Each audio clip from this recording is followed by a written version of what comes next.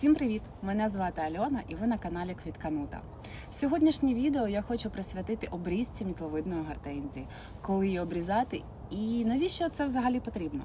Гортензію можливо обрізати восени, а також навесні. Особисто я віддаю перевагу весняній обрізці, так як після зими я вже розумію, які гілочки і як в мене перезимували. Весняна обрізка робиться до початку сокоруху. Як правило, сокорух у гортензії починається десь при середньоденній температурі плюс 5 градусів. Якщо ви сумніваєтесь стосовно сокоруху, то можна зробити такий невеликий тест. Ви обрізаєте одну гілочку у гортензії і на наступний день дивитесь. Якщо гілочки зріс лишається сухенький, то сокорух ще не почався і ви сміло можете йти і різати усі свої кущики. Але якщо ви спізнилися з обрізкою і сокорух вже почався, то з обрізкою тоді вже краще зачекати, поки пройде активна фаза сокоруху. Активна фаза закінчується з появою перших листочків на вашому кущику. Який принцип обрізки і формування кущика? Перш за все, ми видаляємо усі сухі, слабкі і пошкоджені гілочки. Після того, як ми видалили усі слабкі, тоненькі і пошкоджені гілочки, ми приступаємо до формування нашого кущика. І цей процес я можу назвати творчим. Чому саме творчим? Тому що немає якогось єдиного правила для того, як обрізати кущі. Тут ми маємо подумати, що ми хочемо бачити у себе в саду. Я, наприклад, обрізаю усі свої кущики досить низько. Це на одну, на дві і на три пари почок. Якщо у мене тоненька гілочка, я її завжди ріжу на одну бруньку. Якщо у мене така середня гілочка, я ріжу на дві бруньки. І якщо у мене міцна гілка, тоді я вже зрізаю свою цю гілочку на три бруньки. Чому саме так? Тому що сама нижня брунька, вона нам видає найміцніші гілочки. І якщо у нас тоненька гілочка, то з другої і з третьої пари почок не буде у мене міцних гілок, це 100%. Тому за таким принципом я обрізаю усі свої гортензії. Що стосується формування кущика. Хочу розглянути на ось цих двох екземплярах. Це кущики Little Fresca, вона же Little Fries.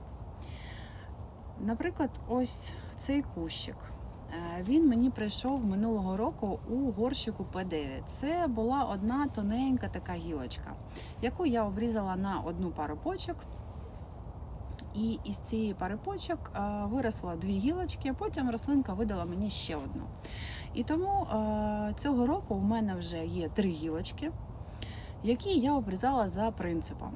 Самі тоненькі я обрізаю на одну пару почок, середні гілочки я обрізаю на дві пари почок, і самі міцні гілки я обрізаю на три пари почок. Оскільки це молоденька рослина, тому я її обрізала на одну пару почок, і максимум у мене є тут одна гілочка, яка саме найміцніша, я її обрізала на дві пари почок. І так, цього року ця тоненька гілочка, яка обрізана на одну пару почок, вона видасть мені із цієї нижньої пари почок дві сильні гілочки, тому що самі нижні почки видають найміцніші гілочки. І ось ці видадуть мені також дві гілочки, і третя, яка саме міцніша, вона мені видасть десь 4 гілочки. Можливо, рослинка видасть ще із коріння якусь одну-дві гілочки. Там вже навесні потрібно буде дивитися. Якщо буде щось загущений, якийсь кущик, то ми просто нормуємо і видаляємо якісь гілочки, які нам не потрібні, які загущують кущ або які ростуть якось там не так, як нам би хотілося. Також в мене є ще ось такий екземпляр. Що стосується ось цього кущика. В мене вже була одна Little Fresca, але вона була маленька, вона не заквітла, тому що я її дуже низько обрізала. Це молоденька рослинка.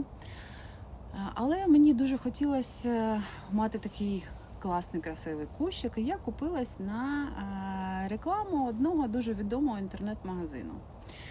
Вони представляли цей кущик як чи двохрічка, чи трьохрічка, я вже не пам'ятаю. На відео були такі кущики досить гарненькі, начебто ваза з квітами. І я все ж таки наприкінці літа вирішила купити ще одну літову фреску собі. Ну, хай буде, багато гортензій не буває. І наприкінці літа прийшла мені ось така квіточка. Так, тут були квіти. Але ці квіти були ось на таких гілочках. Ось, тонесенькі. Соцвіття були такі самі, такі маленькі. Що зараз я можу з нею зробити? Я навіть не знаю, що з нею робити, і я вирішила лишити цей кущик до весни.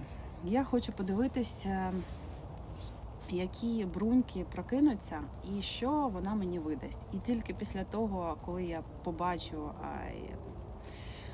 що з нею взагалі виросло, я тоді вже буду її різати. На сьогодні я навіть не знаю, як її обрізати. Ну, не знаю. Якщо я видалю ось ці всі сухенькі гілочки, ну,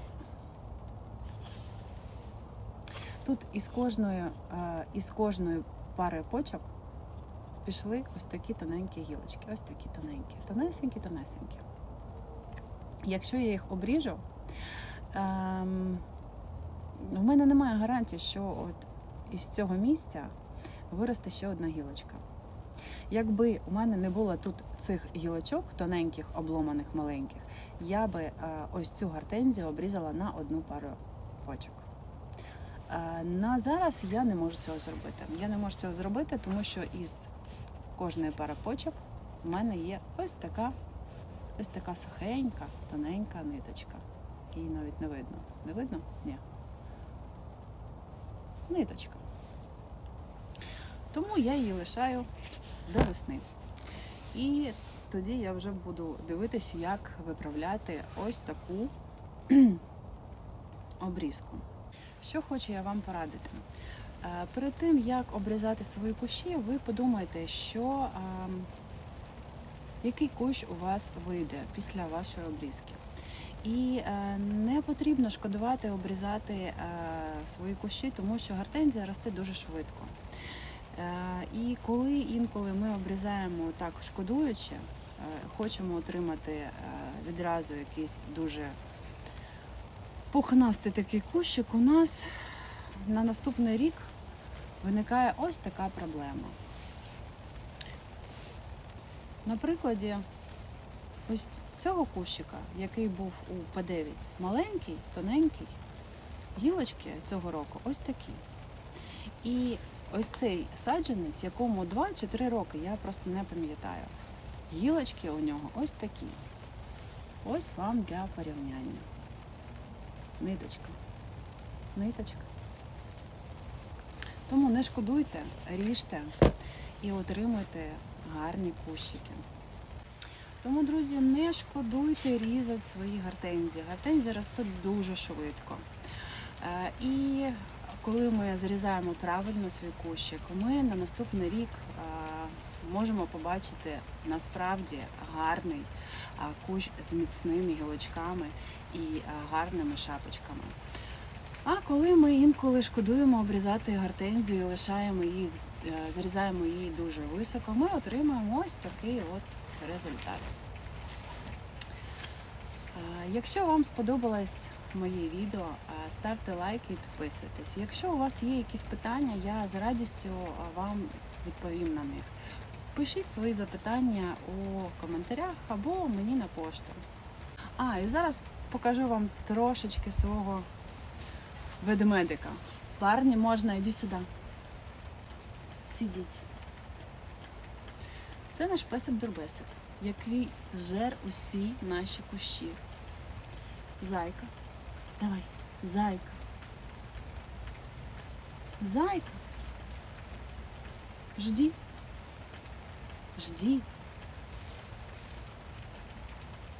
Ну добре, йди. Всім дякую за перегляд і до зустрічі на моєму каналі.